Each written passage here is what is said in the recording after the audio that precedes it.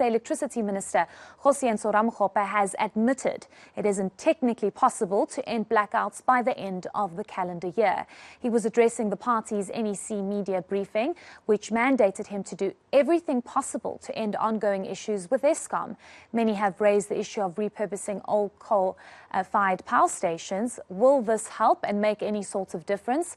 For more on this, we're joined by Professor Sampson Mamphweli from the South African National Energy Development Institute. Thank you so much for your time, Prof. I'm not sure if you got a chance to listen to the Minister at that ANC-NEC media briefing, but top of the agenda for the Minister that was mentioned about 2 weeks ago was to ramp up the coal-fired power stations and to repurpose the old ones, to put as many megawatts as possible onto the grid to try and avoid this ongoing rolling blackouts that we are experiencing. Do you think that is the solution here? Yes, good afternoon to you and the viewers. So we do have a solution in the Energy Action Plan, and it's important for people to speak to that particular plan. The repurposing of the other power stations, the old power stations, has been part of the Energy Action Plan. It's been part of what Eskom has been planning with power stations such as your Komati, the repurposing and then bringing in your renewable energy into those power stations. The immediate solution, in my view, which is also part of the Energy Action Plan, by the way, is to fix the existing coal fleet that has been giving problems. You will recall that in the Integrated Resource Plan, it assumed that the existing coal fleet will operate at an energy availability factor above 70%.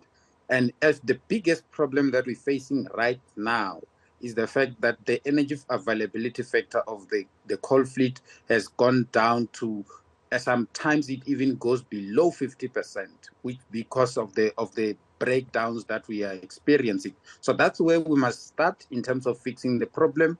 The other things that are contained in the Energy Action Plan, including bringing in new generation capacity, those will come on medium-term basis. And towards the end of the year, we could start to see the problem gradually disappearing. But the biggest issue that is facing South Africa at the moment is the ailing coal fleet that is breaking down like nobody's business. The last time I checked, we had more than 15,000 megawatts out for breakdowns.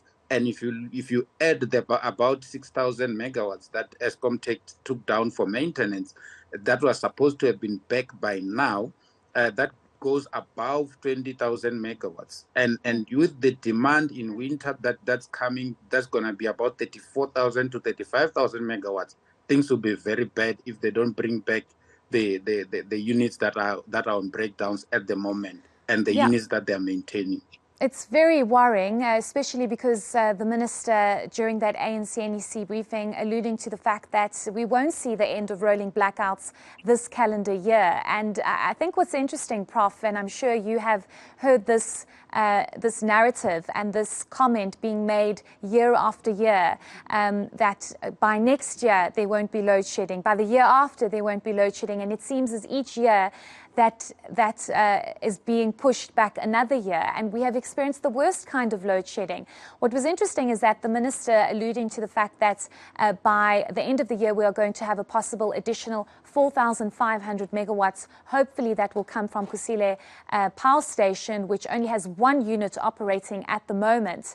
But what does the winter ahead look like, and how possible is it for the Minister to avert the worst case scenario of stage 6 during the winter period? As things stand, neither the Minister nor Eskom can do anything, in my view, to avoid stage 6 or even stage 8 load shedding in winter. We're talking about a month from now. There is nobody who can do anything unless they rapidly ramp up what they're doing in terms of the maintenance and also fixing of the 6 coal power stations that have been giving a lot of problems. And the challenge there is you know, the parts that come to buy the parts to fix these power stations, it takes them some time. That's why there was a need for declaration of the national state of disaster, relaxation of some procurement processes at ESCOM, which, by the way, National Treasury did, but they did it wrongly because they relaxed the reporting instead of relaxing the procurement processes. Hopefully, they will still be able to go back and rectify that to ensure that ESCOM can rapidly source parts. And one of the things, by the way, that led to the declaration of the national state of disaster, which has now been revoked, was the fact that the work that is being done by NECOM, the Energy Crisis Committee, has been slow.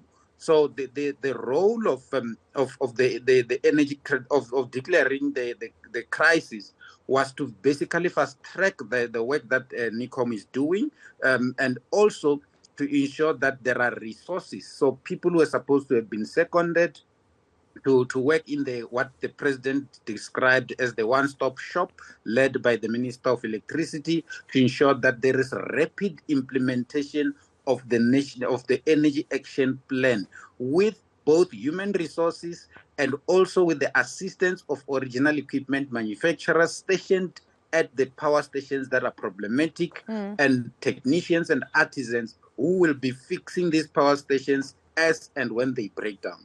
Yes, and I think it gives me great anxiety, and probably the whole of South Africa, that we're most likely going to be subjected to a very cold and dark winter. Just very lastly, Prof, and briefly if you could, we have been told by the Minister that 30 billion rand is going to be set aside for diesel procurement. And for me, that was a major red flag to say that we can expect the worst case scenario when it comes to load shedding, because we're going to need diesel. And the fact that so much is being spent on diesel, it's alarming, isn't it? Yeah, that's very problematic, because while they will do that at the moment, it will keep the lights on for now. But the ripple effect is that when ESCOM make their submissions next year, in terms of the tariff increases, they will have to indicate that they used 50 billion rand to ban diesel, and that then become when they do their regulatory clearing account, they will then have to recover that money.